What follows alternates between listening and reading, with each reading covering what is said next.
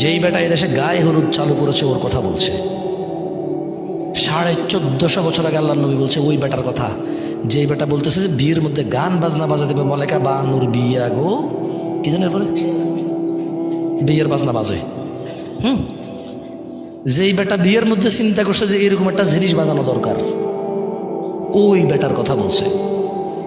যেই বেটা বলছে বিয়ের মধ্যে ছেলে পক্ষ মেয়ের বাড়িতে আসবে কুলা ধান হলিদ মরিচ নিয়া, যে বেড়ির বিয়ে করবো ওই বেড়ি সহ ওই বেড়ির বোন যত আছে স্বাস্থ্য মামাতো আলাতো পাড়াতো চাচাতো খালাতো ফুফাতো সব বেড়িরে ওই যে বেটা বিয়ে করবো ওই বেটার বন্ধু বান্ধব মিলা হলুদ মেখে দিবে।